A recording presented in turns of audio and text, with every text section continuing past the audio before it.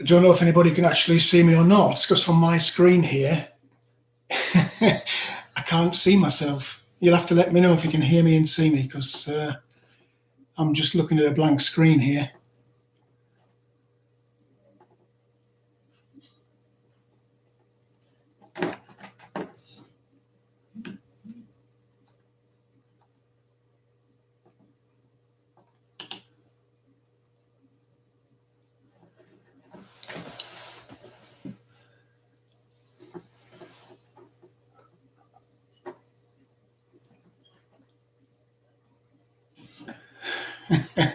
Well, this is quite crazy, because if you could see my screen, all I can see is this sofa and background, and I can't actually see me. So I don't know how that works at all. Let me just play with this for a second and hope that nothing goes wrong. But it's quite spooky. I'm looking at a screen with an empty chair. And I am definitely here. I'm wearing a grey shirt. Yes, I am. Well, I guess I'll just have to wing this and imagine I can see myself on the screen. I'm assuming that I do actually fit on the screen. I haven't got a head sticking off the edge of the screen or anything like that. Are you a vamp? What do you mean? I fit just fine. Okay, thanks. Well, I tried something different today, and clearly it was very different. I'm hoping that when this live stream finishes and it goes out as a video, that everybody's not looking at what I'm looking at now, which is just an empty chair. But yeah, I did something different today. I tried to do the alert so that you would get advanced warning or reminder that I was doing the live stream.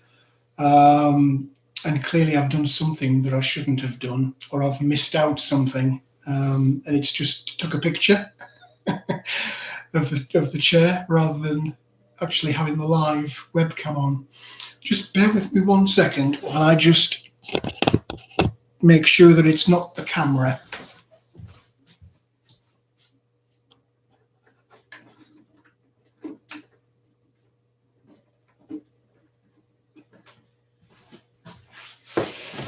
No, everything's plugged in that should be plugged in. So we'll just crack on. Everyone seems to be able to hear and see me okay, so that's good. And we've got 16 people actually in the stream now. See Sabrina's in the room, April. Hoot was first in today. Nelly is also in. Shawnee's in. The screen's just, well, Isaac's in as well. West Yorkshire Catapults. Hi, mate. You all right? So we've got a few people in now. So I'll launch into topic for today. We're in December already. It's heading towards the end of the year, rapidly heading towards the end of the year. So I'm kind of looking ahead. I think I've mentioned in a few of the different cabin chats that I've done that I'm already thinking about spring planting next year, which is why I'm in a bit of a rush to get the garden room done. So on the theme of thinking ahead, I thought I'd do a little topic today for predictions for 2021. What do I think are going to be the key issues for us to think about as preppers as we head in towards the new year? See, Steve Hughes has also just joined in on the stream. There's probably about 4 or 5 different topics. Some are, I would think, will be pretty obvious to everybody. And there's a couple of more random thoughts that kind of whir around in the head as they do. So I thought I'd share those with you. And as I'm going through them, feel free to just dive into the comments and put your 2 pence worth in. If as I'm going along, you've got any burning questions, things that you might have seen in previous videos, or things that crop up as part of the live stream chat tonight, just stick your questions in the comments. But if you put them in caps, so I can actually, they stand out from all of the other comments, and I'll try and pick up as they go through and answer any questions that you might have. So let's dive in with the first, and I guess the most obvious thing that is on everybody's minds now, which is this, be careful with the words, this medical issue that we've got going around. It's been with us all year now. I'm sure that if you're like me, you're thoroughly fed up with it and all of the disruption that it's been causing this year. Unfortunately, I do think it's with us for a long time to come yet. I don't imagine that by the new year, even with all of these different vaccines that are starting to go into production, we've got mass vaccination program going on right now. It's been going on for a couple of days in the UK. I know Russia's got theirs out. I believe you have in the States, guys. You can tell me if I'm wrong in the comments or not. But I think you've got something going through now. So lots of countries are rolling out their vaccines and doing mass vaccinations of the population. But there's a few issues. Now here in the UK, we're just come out of a lockdown, a national lockdown, and we're in kind of mini regional lockdowns of different levels of restriction. Still in trials in the US, Shawnee says. Okay, well, you won't be far off, I wouldn't imagine. Now that Russia's launched theirs and we've launched ours in the UK, I'm fairly confident yours will be launching pretty soon as well. But yeah, as we heading towards Christmas, certainly here in the UK, government's already announced that we're going to be relaxing restrictions, so everybody will be gathering together over the Christmas period. And you can be pretty sure that means one thing, that come January, we're going to see another massive rise in infection rates. Even though we've got the vaccine, I think the vaccine itself will actually cause a problem as well, in that you can already hear it in murmurings in the background on various news channels and on YouTube. People who get the vaccination will just assume, well, that's it, I'm done, I'm safe now. And all of the normal restrictions about hand washing and face masks and things will just go out the window. So I think the vaccine will prove to be a bit of a two-edged sword, in that, yes, it might give people protection, but if those people are ignoring all of the rules, then they can still spread it. It doesn't prevent them from spreading the infection themselves. So in terms of the current medical crisis, I would suggest that really this is going to continue well into next year. And I think in reality, it's going to end up pretty much the same as normal colds and flus do, because after all, this is in the same family of virus. And we'll just gradually, as we head out of the end of next year, it'll just become a routine thing, a bit like flu. People will get a jab every year, if you want to, of course. And it'll just become part and parcel of the normal life here and indeed around the world. So that was the first topic that I wanted to bring up, and just to say, some people with allergies are having severe side effects. Yeah, they are. That was in the news here in the UK. Nelly on the line, my work insisted in a test. I'll mention that shortly. Funny you should say that. Yeah, so that was the first topic I wanted to mention, and just to kind of reiterate really that it ain't over at all, not by a long stretch, and that as we go through next year, even if gradually as more people get vaccinated and hopefully case levels come down, I don't imagine that we're going to suddenly all of the lockdowns and restrictions are going to disappear. I think that's just going to continue pretty much all the way through next year, until such time as the population themselves are content and government is content that it is under control and starting to reduce.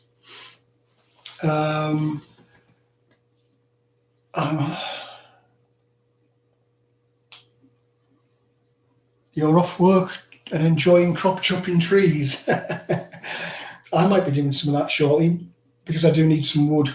I don't have enough. Kind of connected with the COVID virus. Well, definitely connected with it. The second topic on my little list of things to discuss is the restrictions that we've been living under. Since sort of February, March time here in the UK, and indeed pretty much everywhere else in the world, governments have launched into some massive restrictions as to where people can go, how they can travel, if they can travel, things that they have to do, like wearing face masks, closing down businesses, all kinds of quite draconian measures, even to the extent of how many people can gather in a space, whether that's indoors or outdoors. Now, these laws have been brought in as part of this medical crisis that's been going on, and on the basis that these are temporary emergency public health restrictions, and that's all they are. Call me Mr. Cynical, if you like, but all governments have now had a long period of time, almost a whole year, to observe the population as these restrictions have been rolled out, and to monitor on levels of compliance, how many in the population have been complying with all of these rules, and how easily was it for them to implement all of these new rules. Which kind of does beg the question, if I suddenly put on Mr. Conspiracy Theory hat, are they going to go away? Are these laws that were specially created for this one specific purpose all going to disappear when this current crisis disappears? Or is government going to kind of tuck them in the back pocket to be brought out again as and when it suits them for whatever purpose it might suit them? There's been an awful lot of infringement on people's personal freedom and rights. And certainly here in the UK, we're not used to that. And I know from TV coverage that places like the States and other countries in Europe are not used to that. And there's been quite a significant pushback. We've got this vaccination program going on. We also have another issue to consider, and that is, do we actually want to take the vaccine? And there are quite a lot of people that are actually pausing for thought and thinking, well, just a second, it's been rolled through a very fast track program. Has it been properly tested? Do we really know what the side effects are? I'm not saying that people should or shouldn't. It's entirely personal choice as to whether you would want to take the vaccine or not. Purely personal choice. But government is going a little step further, and they're not coming out in public and saying you must take this. We will make it law that you must. But what they are doing in conjunction with private business and various government departments is kind of by stealth making people want to take it, by suggesting that if you don't have your vaccination card, then you can't go on public transport. So no trains, buses, planes for you. International travel, can't have that without your up-to-date vaccine card. You can't go to the pub or the cinema. So there's an awful lot of restrictions that, although they're not coming out and saying it, we're bringing a law in to force you to do this, they're kind of doing it in a roundabout manner.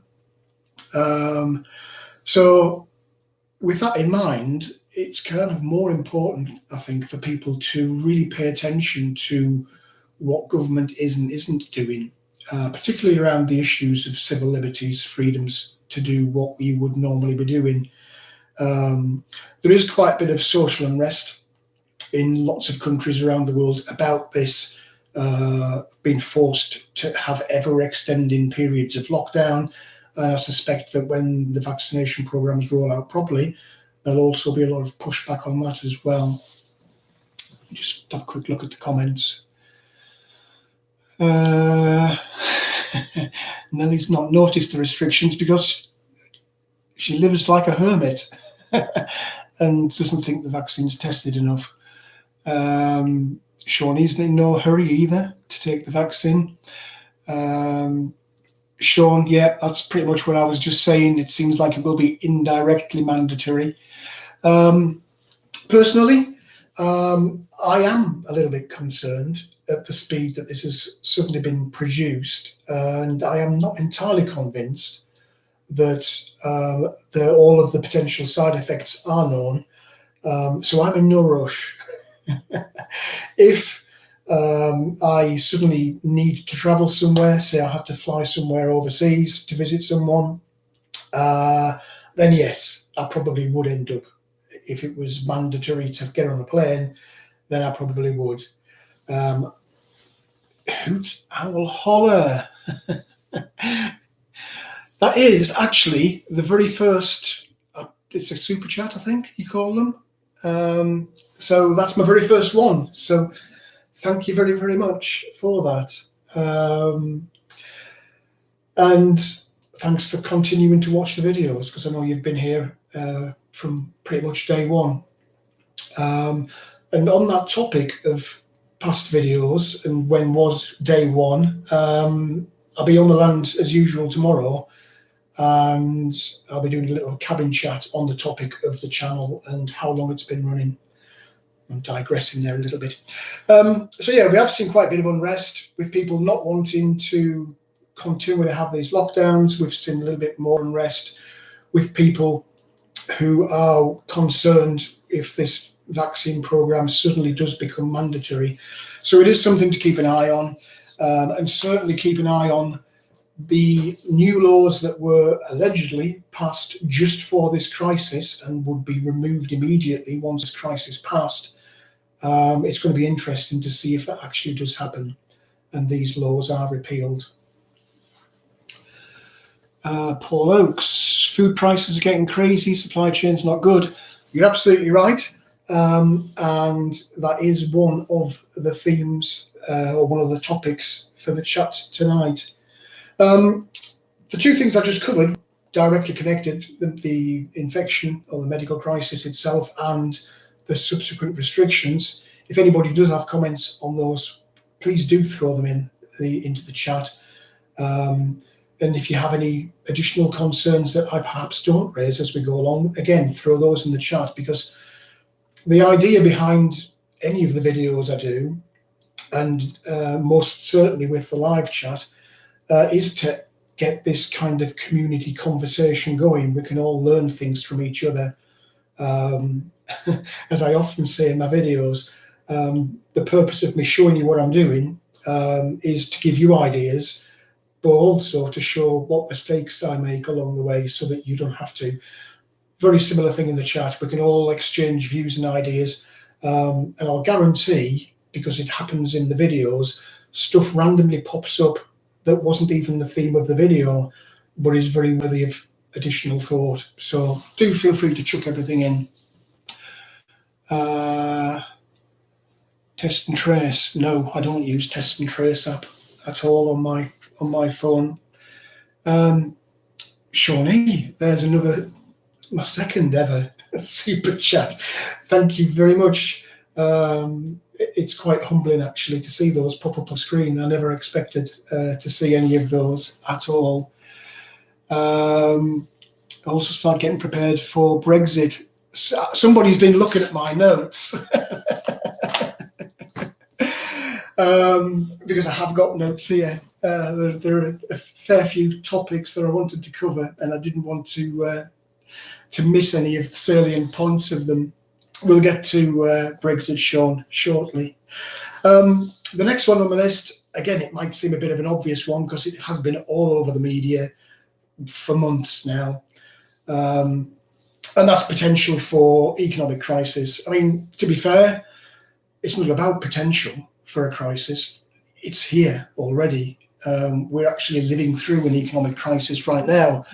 The amount of companies that have gone out of business, the amount of redundancies and unemployment that we have just this year is already quite staggering.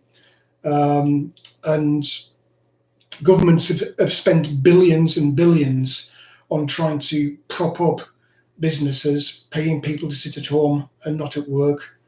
Sean Whippy, thank you. That's number 3 super chat. Am I looking embarrassed yet? Because I am feeling it. Thank you very much for those super chats. Really do appreciate it. Hoot says 5 people in her family have COVID-19. Well, fingers crossed that they're very mildly affected by that and that they're very, very quickly recovered. So best wishes for those people. Yeah, governments have spent billions and billions on trying to prop up companies and see them through this crisis so they don't go bust and lose all of those jobs. You might not have noticed, I don't know, but they've been borrowing all of this money. It's not money that they have sat in the bank just waiting to be pulled out on a rainy day. This is all borrowed money. The UK hit a record level of borrowing. It exceeded something £3 trillion, which might not sound a lot to you guys in the States, but 3 trillion is a massive, massive amount of money here in the UK. We are actually quite a small country, tiny compared to the US. So yeah, they've been borrowing this money, and worse than that, they've actually been creating fake money, something they call quantitative easing. That's just a posh phrase for we'll just magic some money, we'll just print it. A bit like me taking my wallet, getting the £10 note out, going to a photocopier and just photocopying. Exact same principle. If I did it, I would be in jail. The government has been doing it for a few years now, and again, they've gone into overdrive this year. So there's all of this money that's been thrown at this problem. All good things do come to an end. So all of this borrowing and this creation of fake money is going to come back and bite us in the bum. And yeah, Nelly says that the US has rolling QE. Yeah, we've been doing it here for years. But at some point, the chickens come home to roost. And all of this money needs to start getting paid back. And as far as government's concerned, they only have one way of raising money, apart from borrowing, and that's through direct taxation. So all of the things that we do, whether it's income tax or whether it's tax on things that we buy, and there's already been a very quiet suggestion in the media, fed in by government, saying that they're going to have to reflect on the taxation system next year. The other way that they can be able to pay back borrowing or to spend in areas is by cutting somewhere. You might remember after the 2008 financial crash, there was massive cuts across all government services, not just here in the UK, but globally.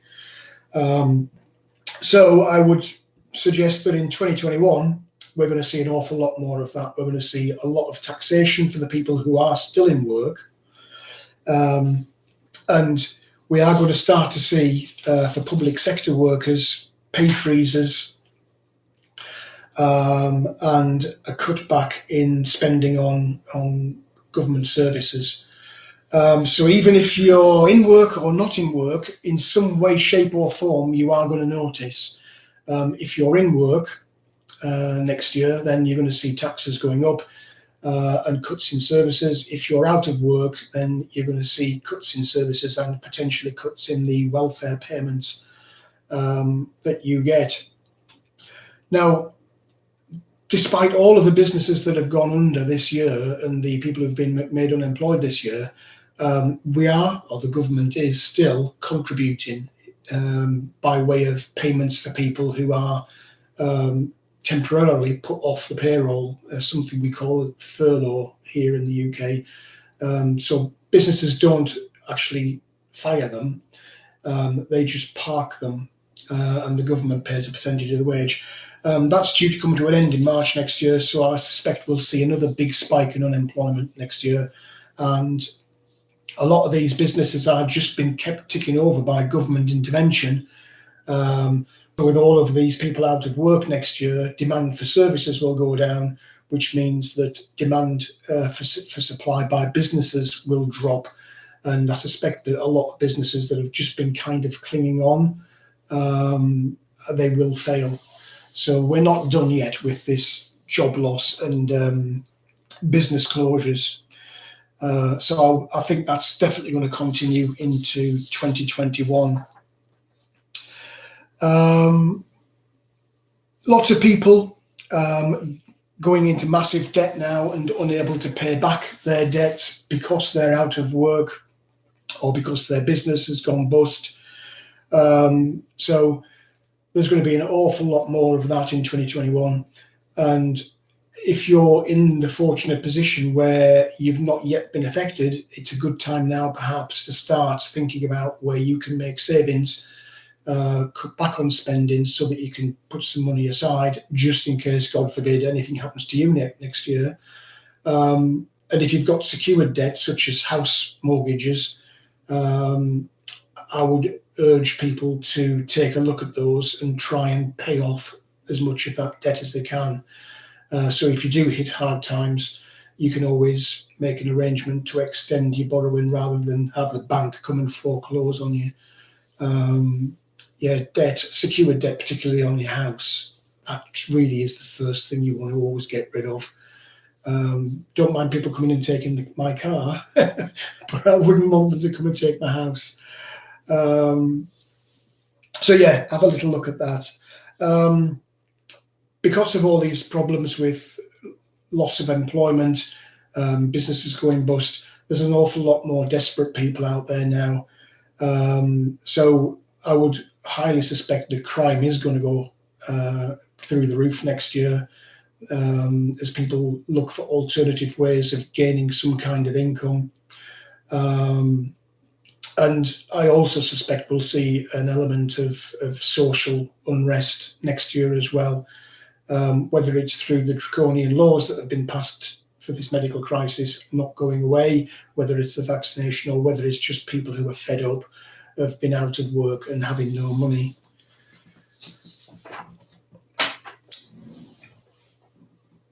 Let's have a quick look in the comments, see if there's anything in there. Government cash is our past taxes. And government cash nowadays is borrowed money. Job losses and evictions are rising fast. Shawnee says that's in the States. It is here as well, not to the extent that you've seen in America, I have to say. It's quite shocking watching some of the news reports of particularly homeless people and food banks, which I will touch on in a second. But it is happening more and more here. We've been spared quite a lot of the agony so far by government intervention, but that is coming to an end because despite the fake money and the borrowing, it's not sustainable. And government have already said, we just can't keep doing this, and we're going to have to turn the taps off. Something that's not really COVID related, which I am absolutely convinced will have a massive impact on us next year. And if you kind of float around YouTube land looking at various channels, particularly prepper channels, you'll have seen this topic crop up quite extensively over the last couple of years, actually. And I've talked about this in numerous videos. and that's food insecurity. During 2019 and again this year, we've had some quite significant weather events around the world that have caused massive crop losses, whether that's crops that couldn't be harvested. Maybe there was a drought, as there was in Australia and indeed in the States, and partially here in the UK, actually, or whether that's crops that couldn't get out of the ground because there was too much water, there was flooding, whether it was crops that were due harvest and frosts came. Whatever the event was, weather has had a massive impact on crop production, not just this year, but previous year as well. We've also seen massive outbreaks of pest damage and disease in crops and, in fact, in animals. You might remember in a video earlier this year, I was talking about swine flu in China, and that decimated all of their pig herds. So we have had some massive impact on food production over the last couple of years, and it is all starting to catch up with us now. Lots of countries that traditionally export grains in particular, but also things like beef, have stopped. They've looked at the global supply and gone, just a second, there's a shortage. We'll just hold this back so that we can take care of our country rather than export it. Brazil is quite a classic example. Global biggest producer of soy. It's exported it all out earlier this year because China was paying a lot of money for it. Now they've run out and they haven't enough for their own country. So they're now buying it back in again from the States. I mean, how crazy is that? So yeah, there's a lot of disruption to the food production and supply chain. The medical crisis that we're going through now has also caused quite a bit of disruption to the food supply chain globally. There's been labour shortages where people haven't been able to travel outside of their country. We here in the UK rely quite a lot on foreign labour coming in from mainland Europe to do crop harvesting during the summer. Other countries have the same dependency, and because of the travel bans, there's been big disruption. So harvesting has been hit. There's also been businesses, particularly food manufacturing businesses, that have been hit by their workers being sick and having their businesses closed down. So that's caused additional disruption. So all in all, there's been massive disruption, not just this year, but for a couple of years now. And I've got a feeling that in 2021, we'll see that all come to a peak. And you'll start to see reduced availability for a lot of different foods. And you'll also, more importantly, I guess, see big spikes in price. I think I've mentioned in a couple of videos so far, I've noticed as I've been topping up my long-term food stores, I've compared prices that I was paying for canned meats and canned vegetables with prices I was paying last year, and seen quite a significant rise. I think one of the cans of meat in particular is now a 30% rise over last year. So that's quite a substantial increase just in the space of a year. And I've also noticed that the can size is actually getting smaller. So that's the way of the manufacturer not passing on a price rise. They just reduce the size of the can. I think if you take the supply chain disruption, the harvest and food production disruption, and the shortages which are causing knock-on price rises, we are going to have problems. And a lot of people, now that they're out of work, are going to face food insecurity because they just haven't got the money. It doesn't matter what price it is. They're going to be struggling to actually find the cash to buy their food.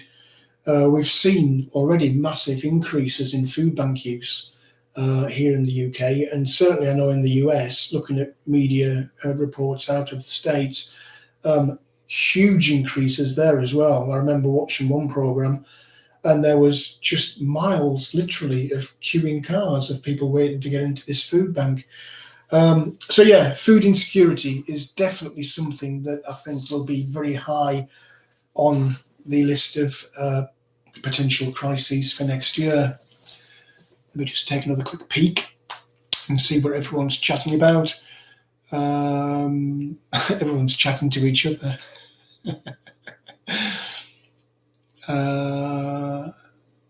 I'm just looking to see if there's any specific questions, but there isn't. Everyone's just chatting. Alan Reeder's just arrived in late. No problem, mate. You're here. That's what counts. And thanks for coming. Bit of talk about pricing and different ways of storing food. Paul's talking about the price of fish fingers. You need to check my video, how to make canned fish cakes.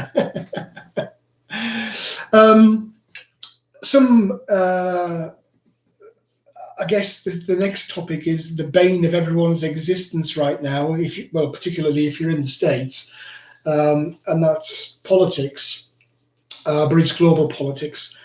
I generally stay away from politics in my videos because between religion and politics, that's the two easiest ways to start a war or a big fight with somebody. So I generally try and stay away from those subjects. But politics is relevant right now for a couple of reasons. I'm so sick of politics, says April. Well, I'm not going to discuss individual parties I might mention presidents, but very briefly. First one on that subject is Brexit here in the UK. Somebody popped it in the comment section earlier. I don't know if American viewers to the channel are aware or not, but the UK was part of the European Union trading bloc. At least that's what they told us it was.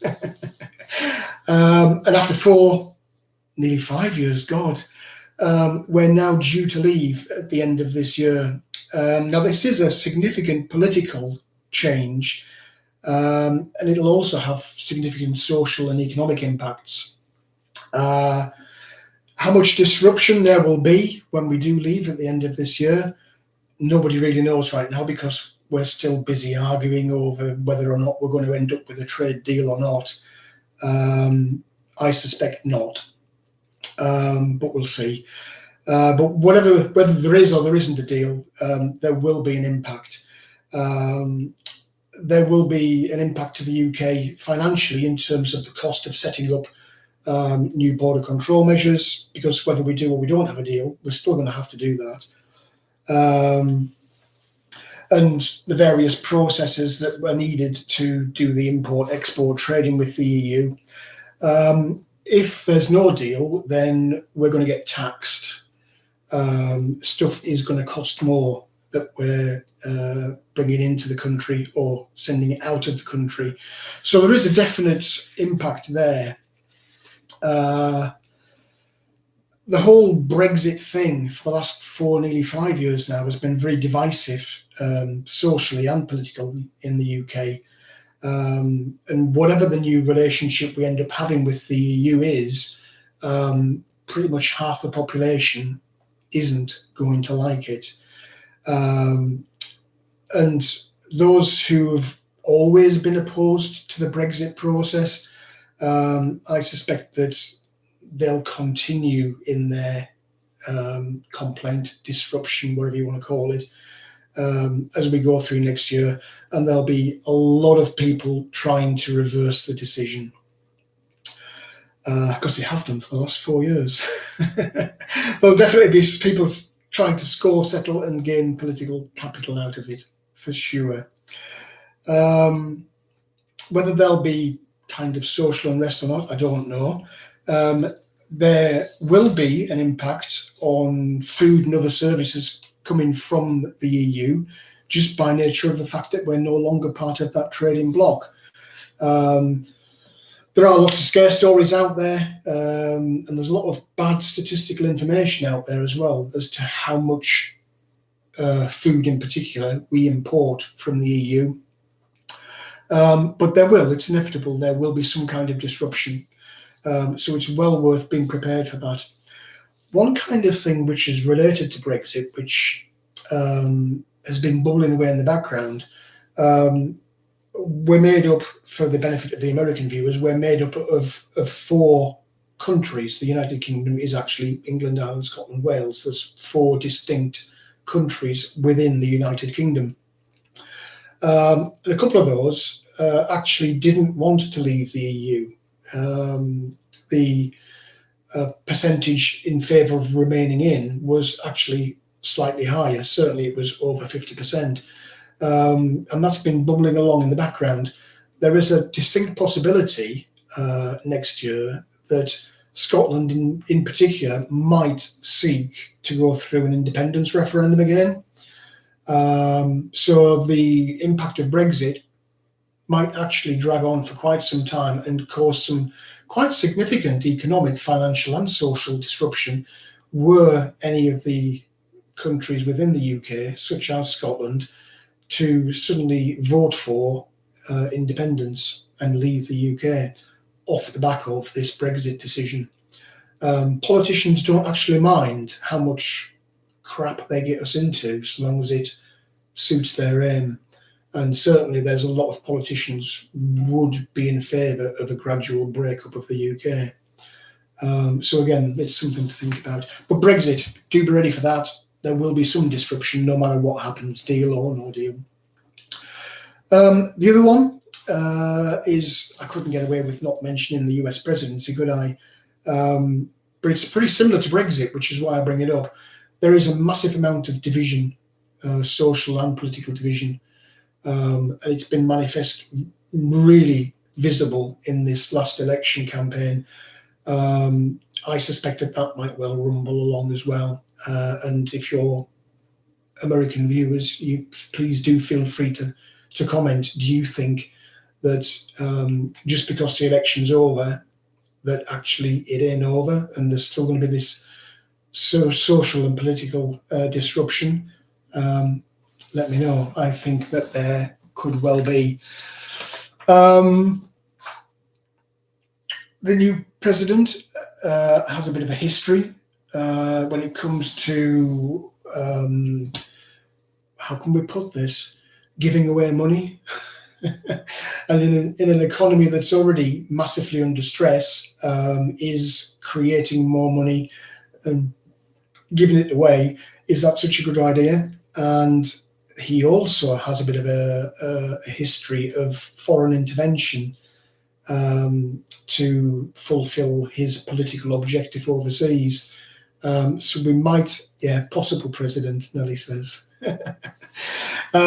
We might see a bit of military action at some point in the near future, and appropriate reciprocity from the people that are feeling aggrieved. So it is something to watch out. We had kind of hoped that the days of military excursions overseas was coming to an end, but I suspect it might not be. Last couple of topics are a bit random. I'm just taking a look at time because it's 45 minutes already. Everyone's talking about food. And lots of different food. Some American viewers in the comment section telling us what a big mess it is there with the election and who might or might not be president. My last couple of topics are a little bit random. I've saved them to the end deliberately because one of them you might not have heard of. The other I'm fairly sure you would have. Who's heard of Chinese digital currency? A digital renminbi or yuan. They have 2 names for their currency. You'll have heard of Bitcoin for sure, which is a cryptocurrency. Well, over the last year or so, China's been busying away trying to create their own version of Bitcoin. It's the digital yuan or RMB. I don't know why they have 2 names for the currency, but they do. They've got a couple of agendas with this, actually, one of which is to get better control of finances in their country, and take away cash, because people can hide cash. They can pass it around and trade stuff, and nobody in government knows who's buying what from who and how much they paid. If it's digital, a bit like using your ATM, or sorry, your debit card or credit card, there's a digital footprint. Government can look and see who spent what, and when and where, whereas with cash you can't. So one of the biggest aims of them creating this digital currency is to keep a track on finances and in their own country, and get a tighter grip on who's spending the money and how they're spending it. But there are potentially other agendas to this which could impact outside of China. This would provide a mechanism for, all of these countries around the world that have got sanctions on them. So places like Iran, North Korea, Russia, I think Venezuela. There's lots of countries around the world that the US or other governments have imposed sanctions on as a way of putting pressure on those countries to conform to a certain viewpoint. And they're able to do that because they can control the flow of money. Well, if you've got a digital currency, as I was suggesting with China controlling its internal market, you can move this money around electronically, and the governments wouldn't know where it was going and who was being paid to and for what. So it's a means for sanctioned countries to be able to trade without the country that's imposing sanctions on them knowing that they've done that. It's also potentially a replacement for the US dollar as the global reserve currency. So there's a lot of little agendas going on with this cryptocurrency. Why do I mention it? Because I'm not particularly interested in sanction busting, but were America's position as the leading global power, and particularly off the back of using the dollar as the reserve currency around the world, if that was suddenly upset, massive implications there economically around the world and potentially militarily. I'm fairly sure the US government would not want to lose that status, and particularly would not want to lose the status of the US dollar as the main reserve currency. So I'm sure that they'll be keeping a very close eye on this Chinese version of Bitcoin, this digital currency. Last topic really that I wanted to cover, and I will be wrapping up after this one with some more warmer words and light on the horizon type comments. So bear with me, it's not all doom and gloom. In fact, even if it is doom and gloom, it's not really. It's things to think about that might impact you, so that you, by thinking about them, can work out ways where it wouldn't impact on you, or the impact would be less. So yeah, that's one of my topics, because I'm conscious that we're rapidly heading towards an hour. Cyber warfare, I'm sure quite a few of you will have heard of that, because it's happening all the time, whether that's against governments or businesses, or indeed you as an individual, somebody hacking your bank details or your computer password or your instant messenger chats. This cybercrime and cyber attack is going on 24 hours a day, 7 days a week, all around the world, to people and businesses and governments. And indeed, governments attack each other.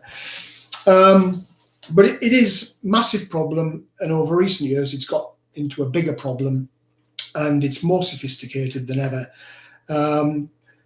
These kind of cyber attacks are conducted by individual people, so your geek in the basement, but more and more against state targets by other states. They have little armies of people, literally, who just sit all day and go on the internet and try and find ways of getting into bank computer systems or government computer systems, or, as we've had here in the UK, the ATM network. The problem is with these, it might sound like a non-threat, but it's a massive potentially threat, because everything we do now, and I'm evidence this by what I'm doing. I'm talking to you over a live stream all over the world from my living room here in the UK by means of the internet. Everything we do is touched in some way, shape, or form by this connectivity to the internet. Whether it's the electric that comes down to your wall socket for your well, my computer, my lights, my TV, whatever. That is all controlled by computers, which in turn are all connected and interconnected via the internet. Factories that produce things, the machinery, all in some way, shape, or form has an element of internet connectivity to it. So were you to be able to hack into any of these systems, which people clearly can and do, the potential problems are massive. If nothing else, but just the electric grid, if you think about that, if people were able to get into the electric grid computers and just turn everything off, or worse, totally bugger it up so it wasn't coming back on, think of the massive impact that would have. Cash points, the ATM machines, we had that here in the UK. I think it was just last year, in fact. One of the banks, the whole network of ATMs went down for a day. Total carnage. Telephone networks, the same. We all depend on mobile phones nowadays.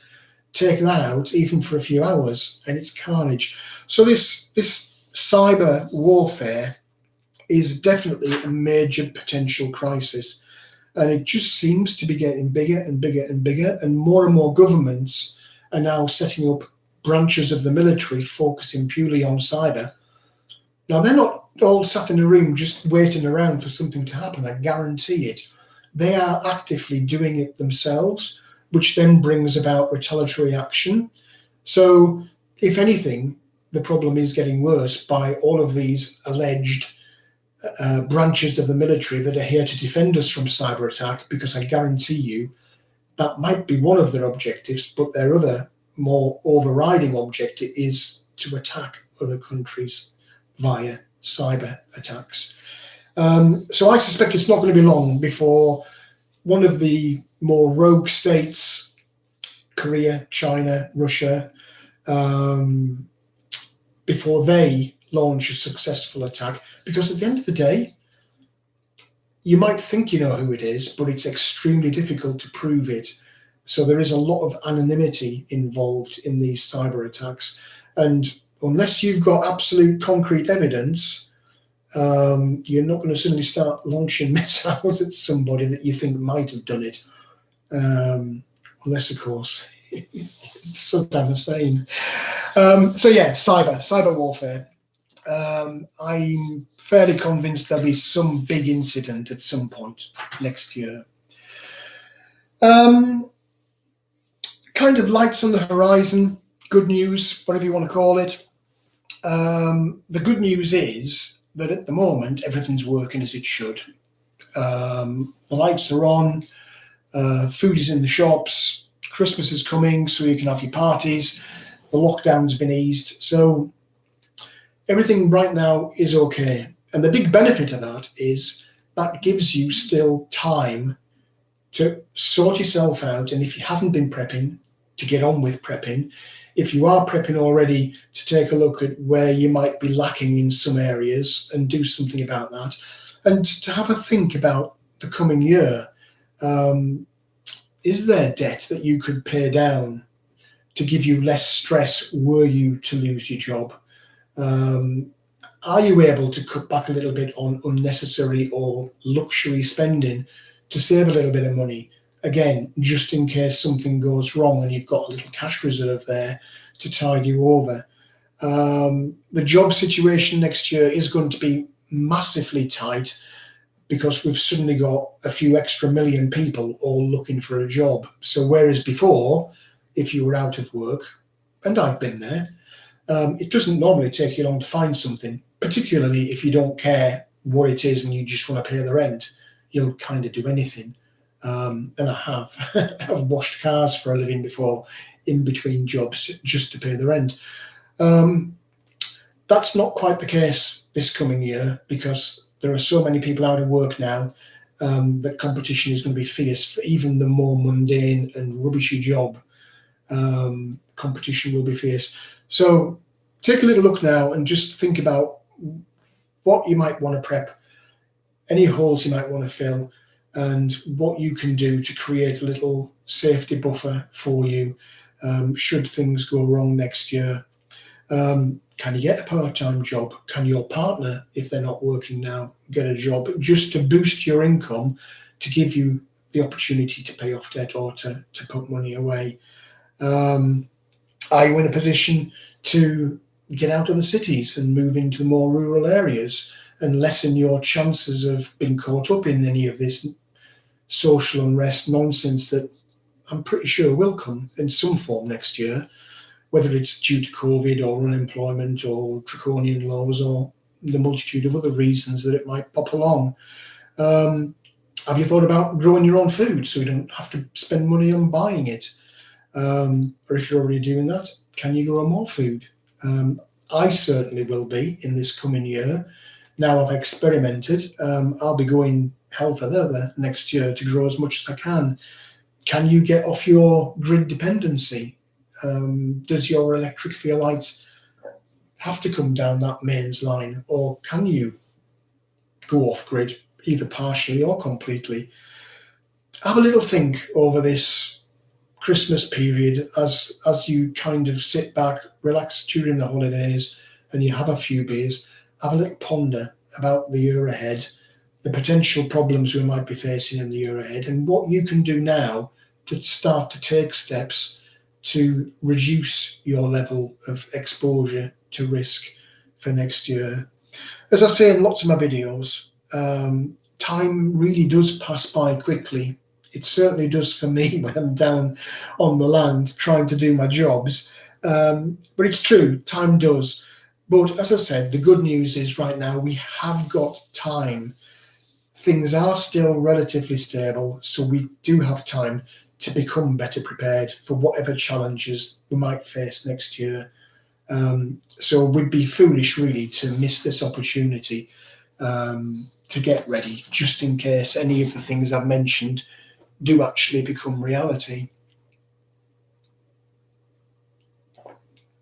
I'm conscious of the time. We are almost on the hour now. It's 8:58 already. Let's have another quick look through the comments, see if there's anybody who's asked any questions. If I have missed a question and you want to throw it back in again, now is the chance before I say my fond farewells. Everybody's chatting. Well, Sean is talking about a book 1 second after. There was a movie as well, I think, on a similar kind of name.